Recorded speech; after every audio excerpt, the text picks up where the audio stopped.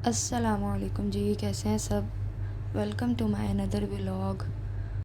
आज सुबह उठ के वही रूटीन थी, लेकिन अहमद कह रहे थे कि मैंने चाय नहीं पीनी, मुझे शेक बना दें। तो ये मैंने मैंगो और एवोकाडो जो थे वो फ्रीज़ किए होते हैं, उनके लिए शेक रेडी किया। और एक तरफ मैं शामियाँ जो थी वो फ्राई कर रही थी। दो मैंने उनके लंच के लिए और एक जो है मैंने उनको नाश्ते में देनी थी। अहमद गए हैं, साथ ही नमाज़ का टाइम हो गया था, नमाज़ पढ़ी और मैं फिर लेट गई थी। सो के उठी हूँ, उठते ही मैंने पानी पिया इतना सारा।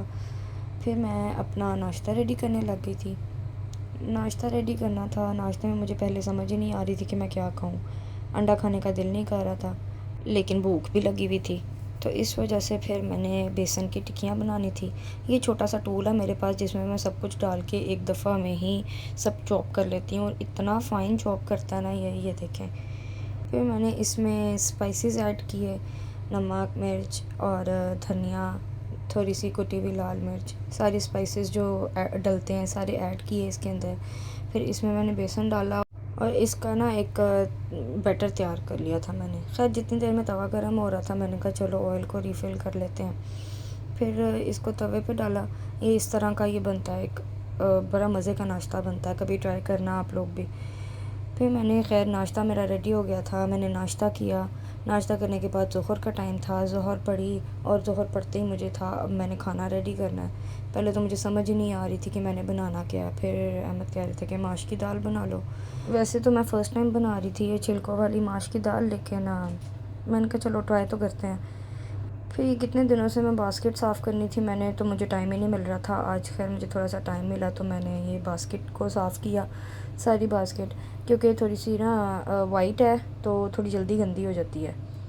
फिर मुझे रूम्स में रखना था पहले, क्योंकि दाल मैंने भिगो दी हुई थी, तो मैंने कहा था चलो थोड़ी देर वो भिगी रहे, फिर उतनी देर मैं अपने दूसरे काम कर लेती हूँ। फिर मैंने सारा रूम समेटा। फिर ये पत्ती ख़त्म हुई हुई थी, पत्ती को रीफ़िल करना था। तो क्योंकि चीज़ें साथ साथ जो ख़त्म हो जाती हैं वो साथ साथ ही रीफ़िल हो जाएं वही बेहतर होती हैं। लेकिन ये ख़त्म हुई हुई थी पत्ती, तो वो फिर कल बकाले से लेकर आए थे। फिर मैंने रूम को वैक्यूम करना था, वो किया। तो ये मुझे बड़ा तंग करता है, ये जो पर्पल सा मैंने बिछाया हुआ है ना यहाँ नीचे ज़मीन पे, यहाँ इसके ऊपर नहीं होता ये वैक्यूम। फिर इसको उठा के करना पड़ता है मुझे सारा। फिर इसको उठा के सारा मैंने वैक्यूम किया। आज आटा भी ख़त्म हो गया था, आटा गूँधना था। वैसे तो गूँधा हुआ आटा जो होता है वो मेरा 3 दिन तक या 4 दिन तक चल जाता है आराम से, क्योंकि मैं थोड़ा ज़्यादा ही गूँधती हूँ ताकि मुझे रोज़ रोज़ ना गूँधना पड़े।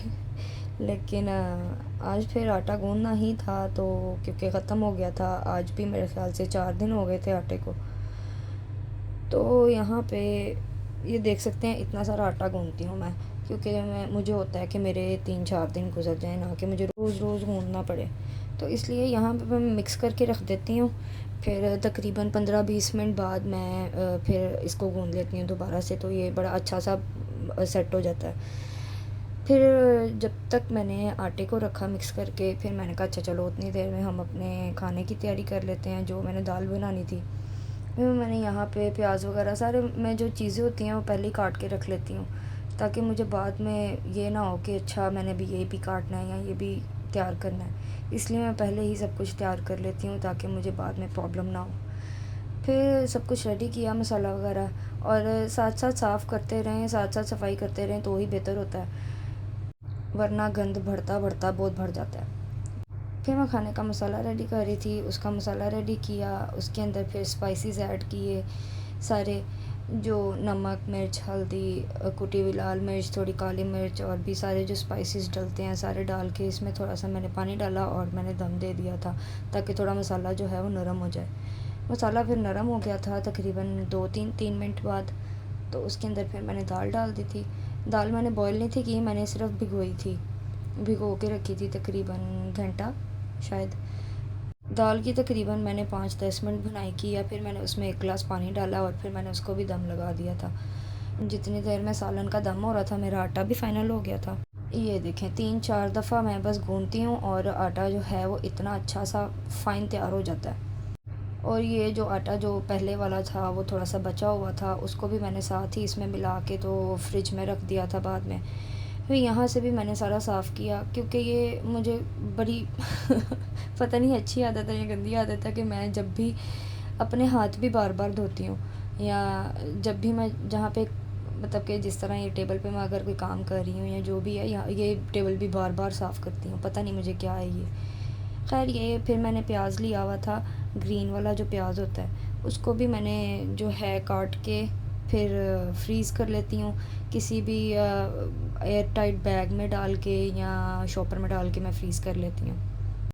फिर मेरी दाल भी रेडी हो गई थी। तो आज मुझे अहमद ने सरप्राइज़ दिया था क्योंकि वो जल्दी आ गए थे, बहुत कम होता है कि वो जल्दी आएँ। तो वो आए हैं तो आते ही कहते हैं मुझे थोड़ी सी चाय पिला दो। उनके लिए चाय बनाई। तो आज मैं उनको कह रही थी कि अच्छा आप अगर जल्दी आ गए हैं तो फिर कहीं चलते हैं, क्योंकि मुझे यही होता है कि जब भी वो जल्दी आएँ तो फिर कहीं जाना है। मैं उनको यही कहती हूँ कि कहीं चलते हैं प्लीज़। तो कह रहे थे कि अच्छा पहले चाय बनाओ फिर देखता हूँ कहाँ जाना है। खैर वो कह रहे थे कि चलो फिर पार्क चलते हैं, करीब ही है।